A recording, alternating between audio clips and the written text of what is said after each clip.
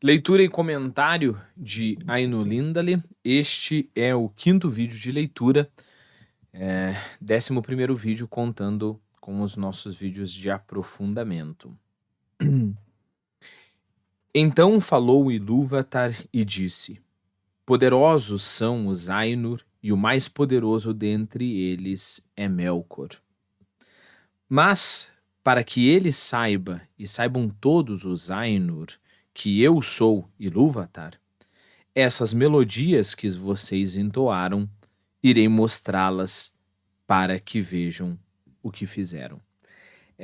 Primeiro, esse tipo de frase, né, para que saibam que eu sou Ilúvatar, né, para que todos saibam, isso é um tipo de frase muito típico no Velho Testamento, para que saibam que eu, o Senhor, sou Deus, farei e assim por diante, né. Então é comum, isso soa comum para uma pessoa familiarizada com a Bíblia, né. Lembre-se, para que eles saibam que eu sou Ilúvatar. Ilúvatar significa pai de todos, né? Para que eles saibam que nós não estamos no mesmo nível. Basicamente é isso que Ilúvatar está falando.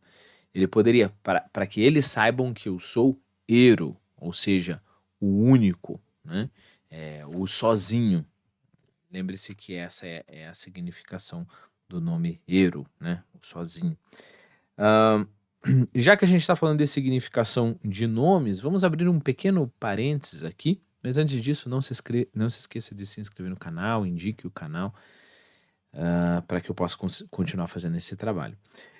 E o pequeno parênteses é sobre o nome de Melkor, ok?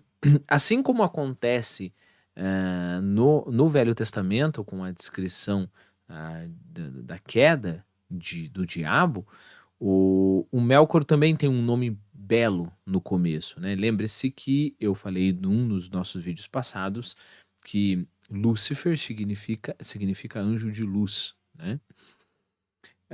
Melkor significa aquele que se levanta em poder, né? Percebeu? Então, basicamente, Melkor é o poderoso. E sim, foi dado este poder a ele por Ilúvatar.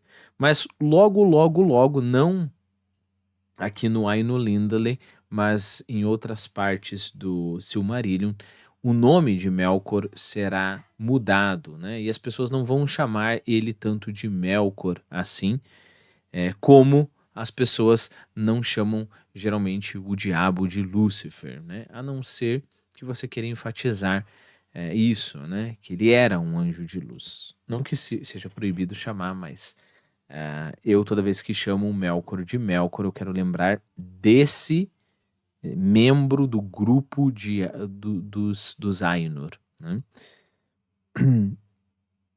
Então, ótimo. Ele significa aquele que se levanta em poder.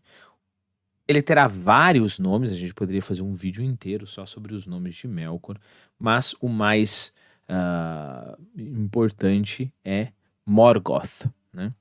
E o que significa Morgoth? O sinistro, né?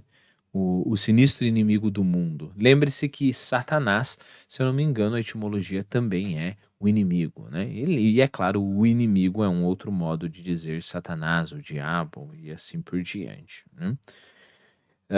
Então, Morgoth. Mas, por enquanto, ele ainda é Melkor.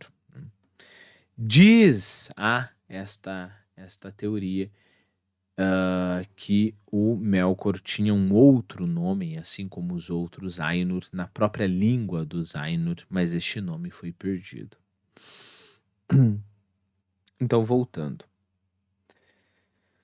Para que saibam todos os Ainur que eu sou Ilúvatar, essas melodias que vocês entoaram, irei mostrá-las para que vejam o que fizeram. Como assim mostrar a melodia? Já vai ficar mais claro, mas lembre-se, a melodia é uma impressão auditiva. E ele vai mostrar, ou seja, uma impressão visual, né?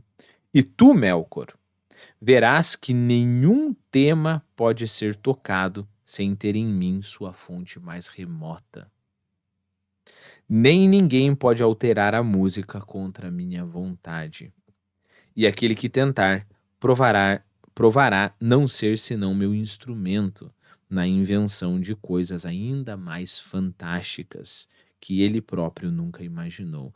Lembre-se que no vídeo passado nós falamos sobre o tema da redenção.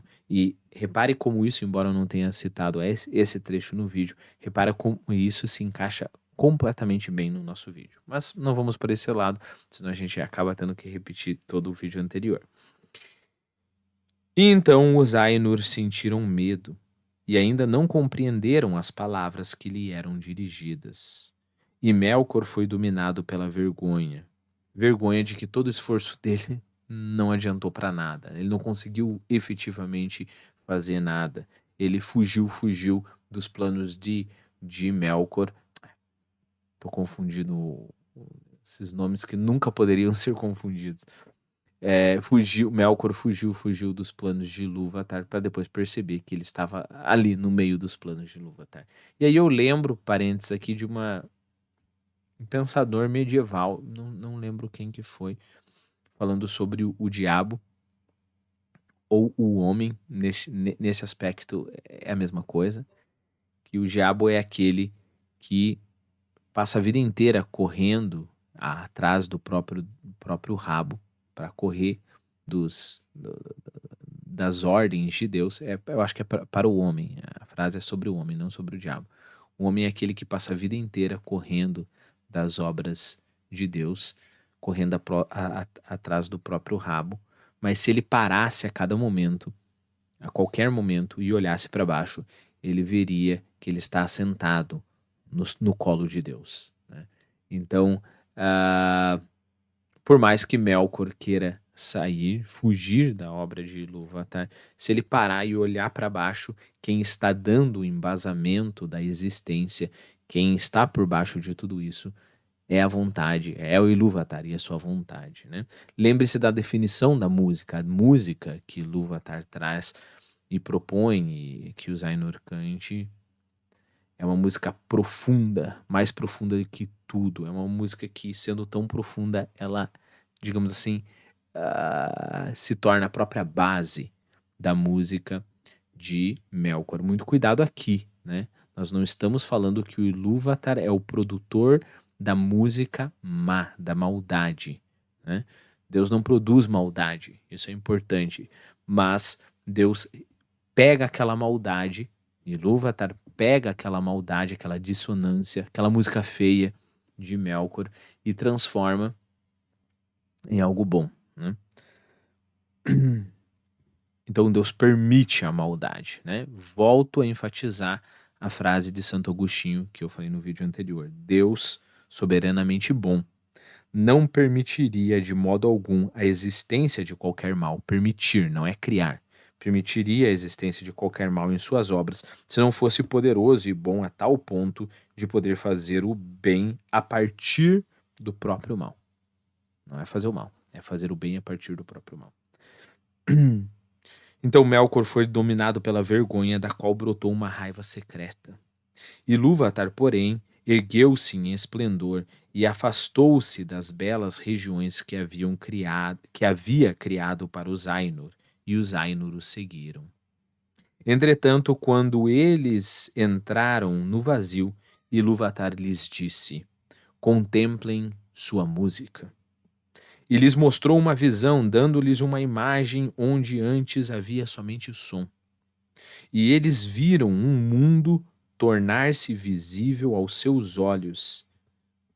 Perceba, eles estavam cantando, é como se fosse um projeto, digamos assim, como se fosse o espírito de toda a criação. Então, quando eles cantavam, uma parte da música significava os rios da terra. Outra parte da música, os mares, a outra parte, as montanhas, a outra parte, a vinda dos homens, a outra parte e assim por diante. Não exatamente o que os homens e os elfos farão, porque essas são obras diretas de Ilúvatar, mas é como se eles cantassem a ideia para que depois essa ideia se encarnasse em realidade, né? Aqui a gente teria que falar sobre platonismo e outras coisas, mas não vem ao caso. E eles viram um novo mundo tornar-se visível aos seus olhos.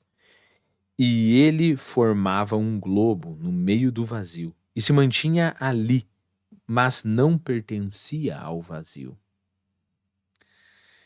E enquanto contemplavam perplexos esse mundo começou a desenrolar sua história, e a eles parecia que o mundo tinha vida e crescia. E depois que os Ainur haviam olhado por algum tempo calados, Ilúvatar voltou a dizer: contemplem sua música. Este é o seu repertório. Cada um de vocês encontrará aí, em meio à imagem que lhes apresento, tudo aquilo que pode parecer que ele próprio inventou ou acrescentou. Todos reconheciam aquela música que eles subcriaram. Lembre-se, no final das contas, não foram os Ainur que criaram a música, né? E tu, Melkor, descobrirás todos os pensamentos secretos de tua mente. Nessa imagem você vai descobrir aquilo que você já tinha pensado. E perceberás que eles são apenas uma parte do todo e subordinados à sua glória.